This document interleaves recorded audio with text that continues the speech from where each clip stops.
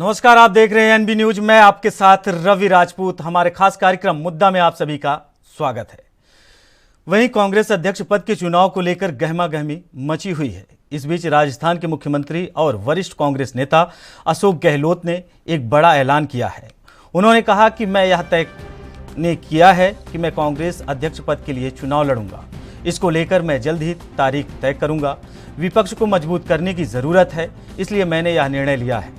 कांग्रेस अध्यक्ष पद के चुनाव के लिए अधिसूचना जारी कर दी गई है। वहीं नामांकन दाखिल करने की 24 से 30 सितंबर तक का समय है। नामांकन वापस लेने का अंतिम तारीख 8 अक्टूबर है। नतीजे 19 अक्टूबर को घोषित कर दिए जाएंगे। एक से अधिक उम्मीदवारों होने पर 17 अक्टूबर को मतदान होगा। इससे पहले कांग्रेस नेता राहुल गांधी को पार्टी का अध्यक्ष बनाने की जद्दोजहद खूब हुई। हालांकि उन्होंने अध्यक्ष पद का चुनाव लड़ने से साफ इनकार कर दिया। साथ ही गांधी परिवार से कोई अध्यक्ष पद का चुनाव नहीं लड़ेगा, इस बात की भी मोहर लग गई है। हाल ही में अशोक गहलोत ने मीडिया से बात करते हुए कहा कि मैंने राहुल गांधी से कई बार अनुरोध किया है।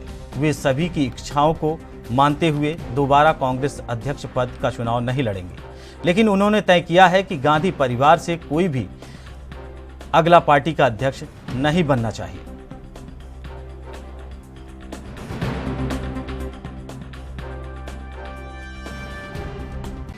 देखिए, मैंने पहले भी कहा आपको कि एक बार मुझे रिक्वेस्ट करनी थी उनको। जब सब प्रदेश कांग्रेस कमेटी ये प्रस्ताव पास कर रही है कि आपको अध्यक्ष बनना चाहिए, तो फिर आप उसी रूप में आप स्वीकार कीजिए। तो मैंने भी काफ़ी बातचीत करने की कोशिश करी, पर वो इस बात के लिए वो कह रहे हैं हमने एक बार फैसला कर लिया कि एक बार कोई गांधी फैमिली का व्यक्ति हम उम्मीदवार नहीं करेंगे। ये उन्होंने स्पष्ट कह दिया है कि मुझे मालूम है कि सब लोग चाहते भी हैं, पर मैं उनका सम्मान करता हूँ, उनकी बातों का। प्रदेश कांग्रेस कमेटी ने प्रस्ताव पास किया, कार्यकर्ता चाहते हैं, तो मेरे दिल में उनके प्रति सम्मान बहुत ज़्यादा है। पर एक बार हमने कुछ कारणों से तय कर लिया कि हम लोग इस बार नॉन गांधी फैमिली। अब ये तो राहुल गांधी जी तो आप जानते हो कि 2019 के अंदर कह चुके हैं कि मैं बिना पद वही काम करूंगा जो मुझे पार्टी कहेगी, उसी रूप में मैं ज़्यादा काम करूंगा। मतलब वो तो वर्किंग कमेटी में कह चुके इस बात को। वो कि मैं आज भी उस बात पे स्टैंड करता हूँ कि मुझे बिना पद भी मैं कोई कमी नहीं रखूँगा। मैं पूरी ताकत लगाऊंगा कांग्रेस के लिए। और डेट तो मैं फिक्स अब जाके करूंगा, पर मुझे ये तय है कि मुझे कंटेस्ट करना है। पर मैं देखता हूँ ये पार्टी इनर डेमोक्रेसी की बात है। एक नई शुरुआत हम लोग करें सब मिलके, और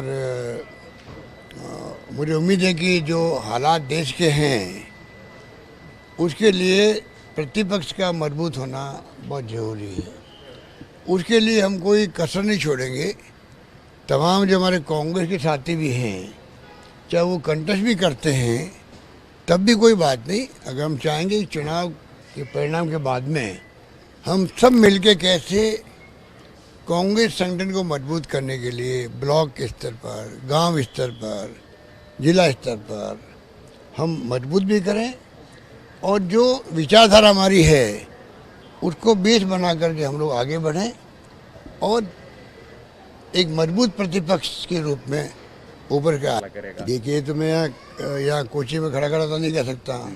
ये तो हमारे जो जनरल सेक्रेटरी इंचार्ज हैं मिस्टर अजय माकन, वो और कांग्रेस प्रेसिडेंट सोनिया जी, वो लोग फैसला करेंगे कि अब मान लीजिए मैं अध्यक्ष बन रहा हूँ तो क्या प्रक्रिया हो वहाँ पर, कब हो प्रक्रिया, ये तमाम फैसले वो करेंगे। देखिए, यात्रा में तो हम लोग समय समय पर आते रहेंगे, प्रयास करेंगे हर राज्य में कम से कम एक बार तो जाएं। पर यात्रा का मैं कह सकता हूँ कि इसका जो इम्पैक्ट है वो पूरे कंट्री के अंदर है। कई यात्रा लगाने लग गए लोग अपने ज़िलों के अंदर, कई राज्यों के अंदर। और महंगाई और बेरोजगारी बड़े मुद्दे हैं।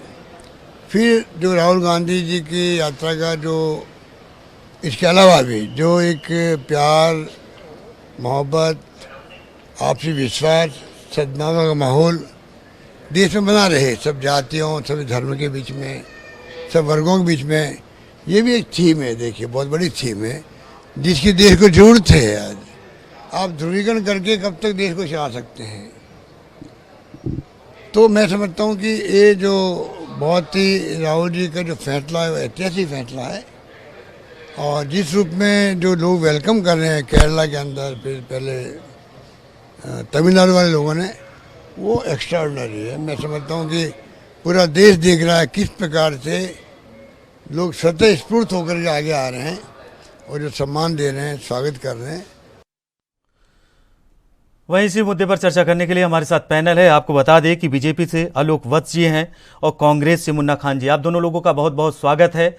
और पहला प्रश्न मुन्ना खान जी आपसे, क्या आप मान लिया जाए कि गैर गांधी परिवार से कांग्रेस का अगला अध्यक्ष होगा? मुन्ना खान जी। जी बिल्कुल, कोशिश तो यही है कि इस बार जो विपक्ष के जिसने ताने बाने जाने हैं कि कांग्रेस परिवार से ही बार बार अध्यक्ष हो रहा है, कांग्रेस परिवार से अध्यक्ष हो रहा है, तो ये वहम भी विपक्ष के और बाकी दलों के दूर हो जाएंगे। और दूसरी चीज मैं बता रहा हूँ, कांग्रेस पार्टी 135 साल पुरानी पार्टी है जिसमें 6 ही गांधी परिवार से अध्यक्ष रहे हैं। ये भी एक समझने की है। लेकिन जिस तरीके से इस बार कांग्रेस पार्टी ने निर्णय लिया है कि जो गैर गांधी हैं उनको ही अध्यक्ष बनाया जाए और वो जो विपक्ष और बाकी दलों के मुंह बंद किया जाए, तो इस सिलसिले में अभी नाम जो जोरों शोर पे चल रहा है वो हमारे राजस्थान के मुख्यमंत्री श्री अशोक गहलोत जी का नाम सबसे ऊपर चल रहा है। मुन्ना खान जी, अशोक गहलोत भी हैं, दिग्विजय सिंह भी हैं, शशि थरूर हैं और आपके बहुत सारे नेता हैं जो नामांकन करने के लिए तैयार हैं। नहीं, ये मैं तो ये कहता हूँ आपको कि नामांकन करने के लिए तैयार है, वो सभी अपने अपने नामांकन करेंगे और अध्यक्ष पद पे वोट किसको मिलता है, डेलीगेट जितने भी है वो वोट किसको कर रहा है, ये देखने वाली बात होगी। जो सक्षम लोग होंगे वो नेशनल कांग्रेस पार्टी के राष्ट्रीय अध्यक्ष होंगे। और दूसरी चीज मैं कह रहा हूँ कि कांग्रेस पार्टी में तो चुनाव होते हैं, चुनाव किए जाते हैं। यहाँ पे पूरे हिंदुस्तान के अंदर जो हमारे 16 करोड़ कार्यकर्ता है उनके राय और मशवरे से ये अध्यक्ष का चुनाव होता है। जो शीर्ष नेतृत्व है उनके मशवरे से अध्यक्ष का चुनाव होता है। लेकिन बीजेपी के अंदर जो राष्ट्रीय अध्यक्ष का जो चुनाव होता है तो उनका चुनाव नागपुर के सिर्फ एक पर्ची पे उनके नाम को नॉमिनेट किया जाता है कि ये अध्यक्ष फाइनल है। जो नागपुर से पर्ची आई वो नाम फाइनल है। तो मैं ये कहता हूँ आज यही लोग कांग्रेस पार्टी के अंदर कांग्रेस पार्टी में आवाज उठा रहे कि कांग्रेस पार्टी में सिर्फ गांधी परिवार के ही अध्यक्ष बनते हैं। तो मैं ये कहता हूँ इनको अपने गिरेमान में भी झांकने चाहिए। जिस तरीके से इनके जो शाह और शहनशाह है, जिस तरीके से इनकी तानाशाही चल रही है अभी की किसी की नहीं सुनी जा रही है। अगर अध्यक्ष बनना है तो नरेंद्र मोदी, मोहन भागवत और अमित शाह जी के से ही बन सकता है, उनके सहमति से ही बन सकता है, क्योंकि इनके पार्टी के अंदर कोई भी आवाज नहीं उठा सकता, इनके आवाज को दबाया जाता है। लेकिन वो कांग्रेस पार्टी में नहीं है। यहाँ एक छोटे से छोटे कार्यकर्ता की आवाज सुनी जाती है, उनके बात को तरजीह दी जाती है और उनके बात को रखा जाता है और उनके विचार विमर्श से ही यहाँ पे राष्ट्रीय अध्यक्ष का चुनाव होने जा रहा है। आप देखोगे जो भी राष्ट्रीय अध्यक्ष होंगे ये 2024 में होने वाले चुनाव की कमान संभालेंगे वो, और ये कांग्रेस पार्टी इस बार 2024 में चुनाव जीतकर भी दिखाएगी नए राष्ट्रीय अध्यक्ष के साथ। आलोक वत्स जी, मुन्ना खान जी तो कह रहे हैं कि हमारे पार्टी में लोकतंत्र है और बीजेपी में जो भी अध्यक्ष बनता है मुख्यमंत्री तय होता है, तो वो तो नागपुर से उनकी लिस्ट आती है, वहीं नाम पर चर्चा हो जाती है, मोहर लग जाती है, उसके बाद भारतीय जनता पार्टी में अध्यक्ष है और मुख्यमंत्री है, जो भी है बनाना है भारतीय जनता पार्टी बना देती है। आलोक वत्स जी। ऐसा है राजपूत जी, ये सब बातें मुन्ना भाई करते हैं तो हमें थोड़ी हंसी आती है। 20 साल से सोनिया गांधी अध्यक्ष थी तो कौन सी वहां पर लोकतांत्रिक परंपरा अपनाई गई थी? 9 साल से वो बीमार चल रही हैं, फिर भी उनको अध्यक्ष बना के ये लोग कार्यकारी अध्यक्ष बना के ले चल रहे थे। कौन सा लोकतंत्र था? आज जब जनता में आवाज उठी है कि एक परिवार की तानाशाही बंद करो, तो ये लोग ये कवायद कर रहे हैं। लेकिन ये भी कवायद ढाक के 3 पास है। अभी भी लोग कह रहे हैं अगर राहुल गांधी जी नहीं लड़े तो मैं लड़ूंगा। ये राहुल गांधी का भूत इनके दिमाग से उतर नहीं रहा। और एक चीज जान लीजिए कि ये बीजेपी पे उंगली उठा रहे हैं। अरे बीजेपी में तो हर 2 साल के बाद राष्ट्रीय अध्यक्ष बदल जाता है, और हमारे यहाँ ये परंपरा है कि अगर हम आपस में मिल बैठकर तय कर लेते हैं। सवाल ये नहीं है, मुन्ना खान जी, पारदर्शिता का है। खान जी आपसे क्या कमेंट लेंगे, आपके राष्ट्रीय लेकिन आलोक अध्यक्ष वत्स के जी लिए को- चुनाव होता है? मुन्ना खान सवाल जी, ये अहम है। मुन्ना खान जी आपसे कमेंट लेंगे, लेकिन जवाब देने दीजिए आलोक वत्स जी को। मेरा ये कहना है कि अगर किसी मसले पे आपस में बैठकर सहमति हो जाए तो कोर्ट में जाने की क्या जरूरत है? लड़ाई लड़ने की क्या जरूरत है? हमारे यहाँ चीफ मिनिस्टर बदले जाते हैं, हमारे यहाँ पदों पे लोग बदले जाते हैं, लेकिन कभी भी मर्मरिंग तक नहीं हुई, एक आह नहीं उठी, कहीं से इसकी बू नहीं आई कि हाँ जी यहाँ पर किसी तरीके का कोई प्रॉब्लम है। तो आप लोग पहले लोकतंत्र की परिभाषा समझिए। और आपके यहाँ मुन्ना भाई जितने भी नेता हैं बड़े बड़े, राहुल गांधी, सोनिया गांधी, अशोक गहलोत, उसके बाद पी चिदम्बरम, सचिन पायलट, ये सब बेल पे हैं। आपकी पार्टी बेलर पार्टी है, बेल पर लोग चल रहे हैं। कब सलाखों के पीछे अपने कुकृत्यों के कारण चले जाएंगे इसका कोई भरोसा नहीं। और दूसरी बात कि आपका प्रधानमंत्री का चेहरा कौन होगा 2024 का? राहुल गांधी होंगे? आलोक वत्स जी एक बार अध्यक्ष तो बन जाने दीजिए, उसके बाद फिर प्रधानमंत्री के चेहरे की बात आएगी। अभी तो अध्यक्ष ही डिसाइड नहीं हुआ है। अध्यक्ष पर भी संशय है। मैं आपको बता सकता हूं राजपूत जी कि अध्यक्ष पर भी रवि जी अभी संशय बना हुआ है।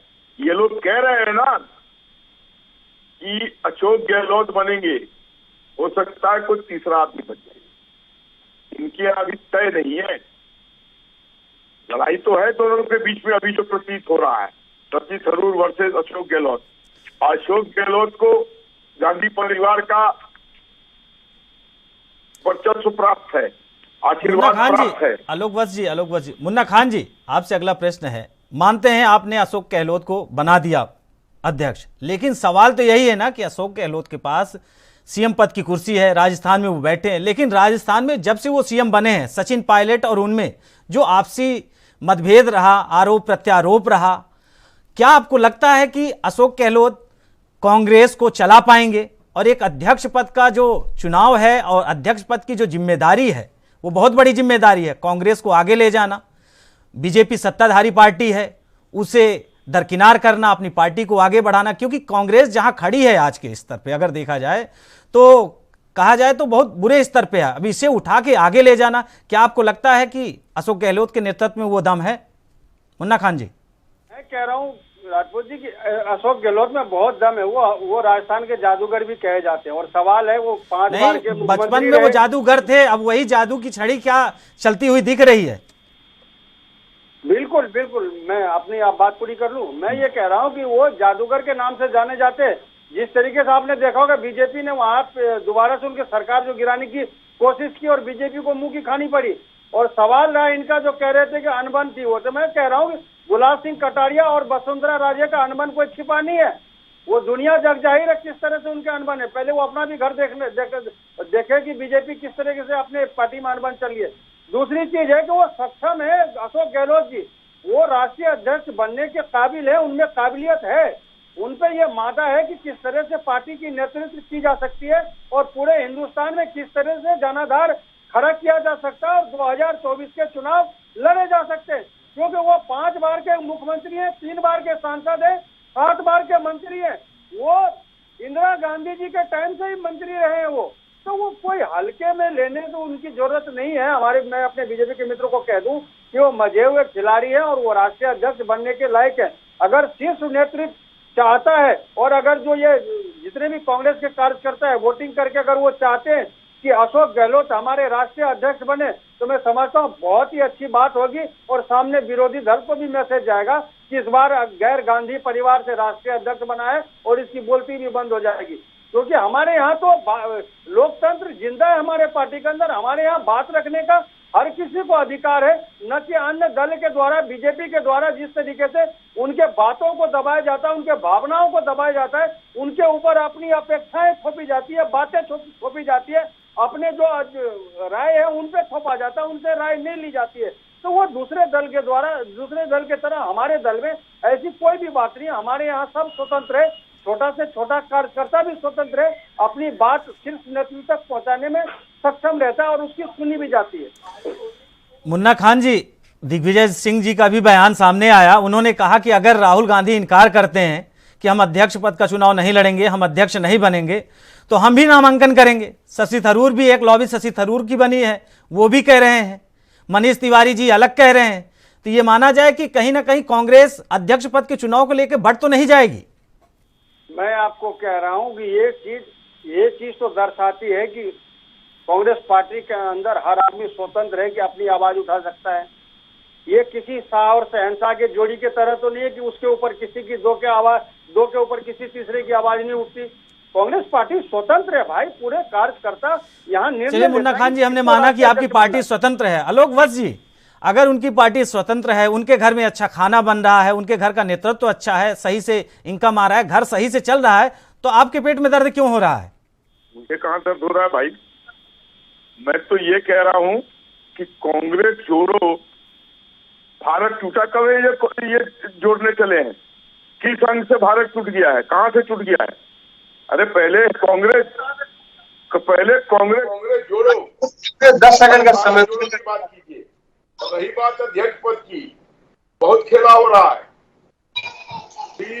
आप बताइए मुन्ना खान जी, आप दावे के साथ कह सकते हैं कि अशोक गहलोत ही अध्यक्ष बनेंगे? आप बताइए, आप दावे के साथ कह सकते हैं कि अध्यक्ष अशोक गहलोत बनेंगे? नहीं कह सकते। मुन्ना खान जी, आलोक वत्स जी का आपसे प्रश्न है कि आप दावे से कह सकते हैं कि अशोक गहलोत अगले अध्यक्ष बनेंगे कांग्रेस के? नहीं, दावा की बात नहीं है। जहाँ पे चुनाव होने हो, वो नामांकन हो रहे हैं, तो ये दावा की बात नहीं है ना। दावा की बात तो वहाँ होगी जहाँ नागपुर से पर्ची आएगी और नाम फाइनल होगा। दावा के बाद तो वहाँ चलेंगे जहाँ पे दो आदमी शाह और शहंशाह निर्णय लेता हो कि तीसरा किसको बनाना। आप वहाँ दावा कर सकते हैं जहाँ पे ठोस बात हो। यहाँ तो बात लोकतंत्र की है, यहाँ पे हर एक कार्यकर्ता की बात सुनी जाती है, तो वहाँ पे आप दावा नहीं कर सकते। वो ये वोटिंग का मसला है, चुनाव के मसले हैं। ये पर्ची नागपुर से आकर के फैसला होने वाली बात थोड़ा है कि हम दावा कर दें कि भाई इनको होना है और हो जाएगा। ऐसा नहीं, हमारे यहाँ तो चुनाव हो गए, लोकतंत्र की प्रक्रिया पूरी अपनाई जाती है। हमारे यहाँ छोटे से छोटे कार्यकर्ताओं की भी आवाज सुनी जाती है। किसी का आवाज दबाई नहीं जाता, किसी का गला नहीं दबाया जाता, किसी की जो इच्छा है उसको मारी नहीं जाती। यहाँ पे सबकी इच्छा सुनी जाती है, हर आदमी को सामान्य पद मिलता है। नामांकन करने के लिए 2 लोग करे, 4 लोग करे, 5 लोग करे, जितने भी कर सकते हैं। जो सक्षम लोग हैं वो करे, बाकी जितने डेलीगेट्स हैं वो वोट करेंगे, चुनाव होगा, शीर्ष नेतृत्व फैसला करेंगे, वो अध्यक्ष बनेगा और स्वतंत्र रूप से ये चलेंगे। क्योंकि सामने जो 2024 है, इसके अंदर हमें तो झूठ का पर्दाफाश करना है। जिस तरीके से अभी मित्र हमारे कह रहे थे कि आप भारत जोड़ने चले हो, तो आप पहले जोड़ो। तो मैं कह रहा हूँ, जब से भारत जोड़ो यात्रा शुरू हुई है, तो हमारे बीजेपी के मित्र में पेटों में दर्द होना शुरू हो गया, क्योंकि इनके जो पर्दे थे वो फांस हो गए। जो जिस तरीके से संसद के अंदर सांसदों को बोलने नहीं दिया जाता था, 2, 4, 5 मीडिया को खरीद करके ये देश चलाने की जो कोशिश कर रहे हैं, इसी बात को लेकर के मेरा शेर निकला हुआ है। राहुल गांधी जी आज पूरे भारत जोड़ो यात्रा के अंदर आप देखो कितने जन सैलाब उनके साथ उभरे हुए। तो ये झूठों की पार्टी नहीं है, ये पार्टी झूठों के साथ नहीं चलती है। आजादी के टाइम में जिस तरह से मनमोहन गांधी जी को देखते थे, हमारे महात्मा गांधी जी पे उम्मीद लगी थी, आज उसी रूप में दूसरे दौर में आज भारत जोड़ो यात्रा के दौरान राहुल गांधी के अंदर पूरे देश की अपेक्षा है। पूरे देश ये समझ रहा है कि 2024 में ये हमारे प्रधानमंत्री कैंडिडेट हैं और बनेंगे, और मैं समझता हूं 2024 में पूरे देश की जनता उन्हें 2024 में बनवाएंगे। क्योंकि 2014 के जो वादे थे बीजेपी के, वो 2019 में हवाई हो गए। और 2019 में जब इन्होंने अब अपना प्रचार शुरू किया तो ये 2022 की बात करते थे। अब मैं कहता हूँ ये 2024 में ये 2047 की बात करते हैं। मतलब ये कहीं भी टिके हुए नहीं है, न इनके 2 करोड़ नौकरियां टिके हुए, न 35 रुपए डीजल टिके हुए, न 40 रुपए पेट्रोल टिके हुए, न 300 रुपए के रसोई गैस टिके हुए। इनकी कोई भी न स्मार्ट सिटी है, न इनके बुलेट ट्रेन दिखे, न इनके हवाई चप्पल पहनने वाले हवाई जहाज में बैठते दिखे। इनका कुछ नहीं दिखा। इनका सिर्फ दिखा तो सिर्फ झूठ दिखा, और जो दिखा वो 4-5 लोगों के लिए काम करते हुए इनकी पूरी कैबिनेट दिखी। वो 4-5 लोग हैं, अडानी, अंबानी, मेहुल चोकसी, नीरव मोदी, ललित मोदी, इन लोगों के लिए ये काम कर रहे हैं। ये 4-5 लोगों का ही भला हुआ है। मुन्ना खान जी भला हुआ तो बीजेपी के मित्र हमें बताएं, मुन्ना खान जी, कौन सा है जिसका इन्होंने भला किया? क्या युवाओं का भला किया? क्या किसान का भला किया? क्या महिलाओं का भला हुआ? क्या यहाँ पे देश के अंदर जो बेरोजगार है उनका भला हुआ? नहीं मुन्ना खान जी, ये प्रश्न आप आज से नहीं 2014 से आप उठाते आ रहे हो, लगातार आपकी पार्टी उठाती आ रही है कि देश में बेरोजगारी है, देश में कुल में शिक्षा का अभाव है, स्वास्थ्य में सुधार नहीं हो रहा है। तो ये आप आज तक आपने परिवर्तन लाने की कोशिश की? क्या परिवर्तन हुआ? नहीं हुआ। लगातार विधानसभा दर विधानसभा आप चुनाव हारे, लोकसभा का 2-2 चुनाव आप हारे। तो हम इस मुद्दे पे नहीं जाना चाहेंगे। आलोक वत्स जी, अगर अशोक गहलोत कुल मिलाकर अगर अध्यक्ष बनते हैं, क्या बीजेपी के लिए चुनौती होगी? देखिए रवि जी, कांग्रेस न कभी हमारी चुनौती थी और न है न रहेगी। हम तो चाहते हैं एक मजबूत विपक्ष हो, लेकिन इनके अंदर वो दम ही नहीं। और ये जितने स्लोगन लेकर चिल्लाते हैं लोगों के सामने, बेरोजगारी, उसके बाद महंगाई, अन्य भी बातें उठाते हैं। यूपी में चिल्ला के इन्होंने बेटी हूं, लड़की हूं, लड़ सकती हूं, महंगाई है, बेरोजगारी है, लोगों ने इनको वहां से 0/0 पर टहला दिया। ये बातों को लोग सीरियसली नहीं लेते हैं। और माननीय राहुल गांधी जी के लिए मैं बहुत आदर भाव के साथ कहता हूं कि इंडियन पॉलिटिक्स में, इंडियन पॉलिटिक्स में उनको लोग बहुत हल्के से लेते हैं। उनको पता ही नहीं कब क्या बोलना है। कभी आलू से सोना निकाल देते हैं, कभी लीटर में गेहूं तोलने लगते हैं। तो इन चीजों से उनका हल्कापन झलकता है लोगों के बीच में, और वो सीरियसली नहीं लिए जाते हैं। मतलब आपका कहना है आलोक वत्स जी, आपका कहना है कि राहुल गांधी सीरियस, लेकिन चलिए आज तक माना आपने राहुल गांधी को सीरियस नहीं लिया।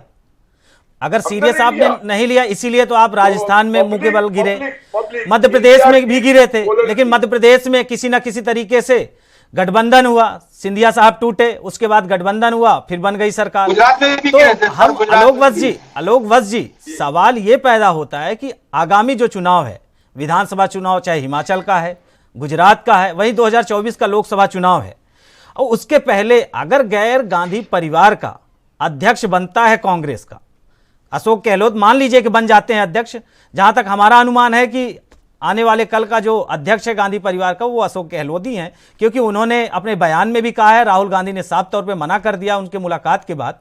लेकिन सवाल यही है ना कि अगर अशोक गहलोत अध्यक्ष बनते हैं तो क्या बीजेपी के लिए चुनौती होगी, चाहे विधानसभा के चुनाव हो चाहे लोकसभा के चुनाव हो? आलोक वत्स जी, क्योंकि अब आपके सामने राहुल गांधी नहीं है, अब आपके सामने एक नया चेहरा है, वो भी गैर गांधी परिवार का। जो गैर गांधी चेहरा है, अभी तक तो आप इसी बात को तंज मारते थे कि गांधी परिवार अपने अलावा किसी को सत्ता देना नहीं चाहती, परिवारवाद चल रहा है, सोनिया गांधी, राजीव गांधी, राहुल गांधी। अब चलिए गांधी परिवार में एक नया बदलाव आया है, अब कांग्रेस का नया नेतृत्व करने वाला एक नए परिवार से आया है। आपको मैं फिर बता दूं, तो गहलोत जी भी अगर अध्यक्ष बन जाते हैं, मनमोहन सिंह भी प्रधानमंत्री बनाए गए थे, लेकिन सत्ता की बागडोर किनके हाथों में थी? राहुल गांधी ने किस बिला पर कैबिनेट के डिसीजन को पब्लिकली फाड़ा था? किस अथॉरिटी से उन्होंने ये काम किया था? पूरे देश ने देखा। अगर अशोक गहलोत भी बनते हैं गांधी परिवार की गणेश परिक्रमा कम नहीं होगी, बढ़ जाएगी। ये लोग गांधी परिवार के परिक्रमा से बाहर नहीं आ सकते हैं। भारत ने मन बना लिया है कांग्रेस मुक्त भारत, अब तो कांग्रेस लुप्त भारत की बात हो रही है। आप क्या समझते हैं 2022 के आसन्न चुनाव में छत्तीसगढ़ से और राजस्थान से भी इनका बुरिया बिस्तर हम लपेट देंगे। नहीं तो और वहां आलोक भी वत्स हमारी जी, क्या आप सरकार चाहते हैं कि विपक्ष मुक्त भारत हो जाए? उधर आम आदमी पार्टी के चाहते हैं, आम आदमी पार्टी भी कह रही है कि बीजेपी चाहती है विपक्ष मुक्त भारत हो जाए, सत्ता पे हम काबिज हो जाएं, देश में हमारा लोकतंत्र चले। हम तो चाहते हैं मजबूत विपक्ष खड़ा हो, लेकिन ये उसके लायक ही नहीं रह गए। ये गणेश परिक्रमा से बाहर आ ही नहीं पा रहे हैं, ये लोगों से कनेक्ट नहीं हो पा रहे हैं। आप बात समझ रहे हैं कि नहीं? मुन्ना खान जी, आलोक वत्स जी का सीधा सीधा कहना है कि इनका जनता से कोई सरोकार नहीं है, परिवारवाद है, और कुल मिला के अगर मान लीजिए कि अशोक गहलोत एक बार अध्यक्ष बन भी जाते हैं तो जो रिमोट है वो पीछे से चलने वाला है, यानी गांधी परिवार, राहुल गांधी, सोनिया गांधी चलाएंगे। किसके पास था रिमोट? मनमोहन सिंह के समय रिमोट किसके पास था? आलोक वत्स जी आ रहे हैं आपके पास, आलोक वत्स जी आ रहे हैं आपके पास। जब जवाब देने के टाइम थे तब तो आप चाय पी रहे थे, आपके मुंह से आवाज तो निकली नहीं। अब जब मैं बात कर रहा हूँ फिर आप बीच में बोले, आप सुन तो लें। मैं कह रहा हूँ जहां तक परिवारवाद की बात है तो मैं इनको पूछना चाहता हूँ कि अमित शाह का बेटा जय शाह जो अभी बीसीसीआई सचिव बना हुआ है, क्या उसे बैट और बल्ले का पता है? ये वो अमित शाह का बेटा नहीं है? क्या उसे प्लेटफॉर्म से उठा के लाई है? क्या ये परवेश वर्मा ये कौन है? ये परिवारवाद नहीं है? ये हमारे जो रक्षा मंत्री हैं, ये इनके बेटे जो एमएलए एमपी है, या अनुराग ठाकुर है, तो ये सब क्या ये परिवारवाद नहीं है? तो परिवारवाद के ऊपर ये बात ना करें, इनके बातों इनके ये शोभा नहीं देते इनके। दूसरा सवाल ये रहा कि कांग्रेस पार्टी के अंदर इन्होंने लांछन लगाया कि लोग वेट नहीं। मैं कह रहा हूँ जिस राहुल गांधी जी के बारे में कह रहे हैं, पूरे देश के अंदर देश की जनता 18% वोट दिया वो राहुल गांधी को। वो राहुल गांधी अपने दादी के सीने पे 80 गोलियां देखा है। वो राहुल गांधी जो अपने पिता के तीसरे शव को देखा है, उस राहुल गांधी के ऊपर ये कटाक्ष करते हैं क्योंकि इनकी मानसिकता दर्शाती है। ये अडानी अंबानी के दलाल, इनकी मानसिकता बार बार यही चीज पर दर्शाती है कि आप देश के अंदर जो आपने लहू पिलाया है, जो देश के अंदर जो आप मुन्ना खान जी, चलिए हम मानते हैं कि अशोक गहलोत अगले कांग्रेस के अध्यक्ष होंगे, लेकिन सवाल एक और है ना कि अगर अशोक गहलोत बनते हैं अध्यक्ष तो क्या राजस्थान की कमान सचिन पायलट के हाथ में जाएगी?